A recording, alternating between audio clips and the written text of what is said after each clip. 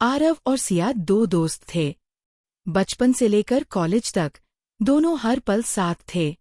समय बीतता गया और दोस्ती धीरे धीरे प्यार में बदल गई। दोनों ने साथ रहने, शादी करने का फैसला भी कर लिया। सब कुछ किसी खूबसूरत कहानी जैसा था, लेकिन हर कहानी में एक कमी होती है। उनके रिश्ते में भी एक आदत थी, सिया की। जब भी दोनों के बीच कोई बहस होती, चाहे गलती किसी की भी हो, सिया हमेशा पहले सॉरी कह देती थी। जैसे ही वो सॉरी बोलती, झगड़ा वहीं खत्म हो जाता और सब कुछ फिर से पहले जैसा हो जाता। एक दिन फिर से किसी बात पर दोनों के बीच झगड़ा हुआ, लेकिन इस बार सिया ने कहा, इस बार मैं तुम्हें मनाने नहीं आऊंगी। आरव ने भी उल्टा जवाब दे दिया, हर बार तुम ही आती हो, तो इस बार भी तुम ही आ जाना। मैं नहीं आऊंगा। ये बात सिया को बहुत चुभ गई। उसे ऐसा महसूस हुआ कि शायद आरव को उसका हर बार सॉरी कहना उसका प्यार नहीं, उसकी कमजोरी लगता है। इस बार सिया ने अपनी सेल्फ रिस्पेक्ट के लिए आरव से बात न करने का फैसला कर लिया। दिन गुजरते गए और दोनों एक ही घर में रहते हुए भी अजनबियों की तरह जीने लगे। अब न पहले जैसी बातें थीं, न हंसी, बस एक खामोशी थी जो हर दिन और गहरी होती जा रही थी। सिया को अब धीरे धीरे एहसास होने लगा कि शायद वो ही गलत थी। उसे लगने लगा, आरव को तो ना मुझसे बात करनी है, ना ही उसे मेरी जरूरत है। वहीं दूसरी तरफ आरव अपने ही ईगो में डूबा हुआ था।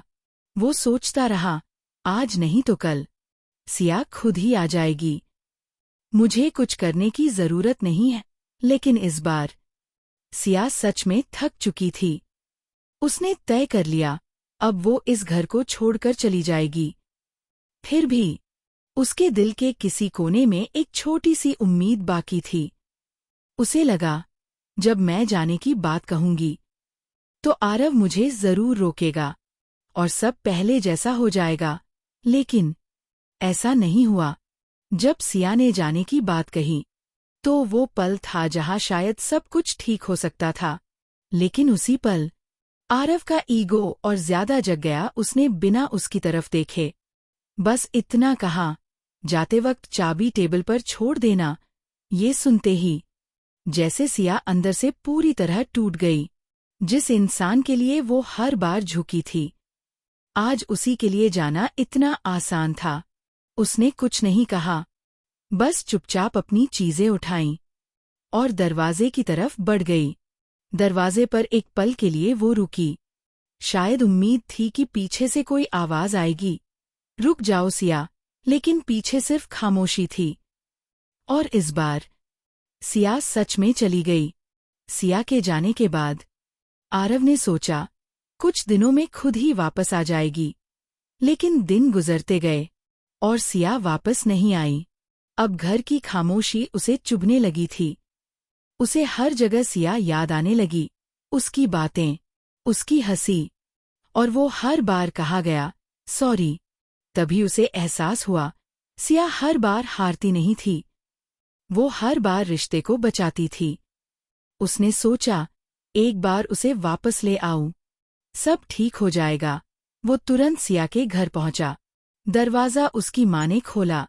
उसे देखकर वो हैरान रह गई, क्योंकि अब उन्होंने भी उम्मीद छोड़ दी थी। आरव ने पूछा, आंटी, सिया कहाँ है? उन्होंने बताया, सिया ये शहर छोड़कर जा चुकी है। आरव जल्दी से यूज कॉल करने लगता है, लेकिन फोन स्विच ऑफ था। सिया की माँ ने उसकी तरफ देखा और कहा, इतने दिनों में तुमने उसे एक बार भी कॉल नहीं किया, और तुम्हें ये भी नहीं पता कि उसने अपना नंबर बदल दिया है। आरव चुप रह गया। फिर उन्होंने धीरे से कहा, जाते वक्त सिया बस इतना कह रही थी, शायद आरव का ईगो मेरे प्यार से ज्यादा बड़ा और सच्चा था, और वो जीत गया। अगर आपकी जिंदगी में भी कोई ऐसा इंसान है जो आपको मनाने के लिए हर बार आपके सामने झुक जाता है, तो इसे उसकी कमजोरी मत समझिए। ये मत सोचिए कि वह आपके बिना नहीं रह सकता, वह बस आपको खोना नहीं चाहता। कभी कभी हम अपने ईगो की वजह से एक खूबसूरत रिश्ता और एक बहुत अच्छा इंसान खो देते हैं।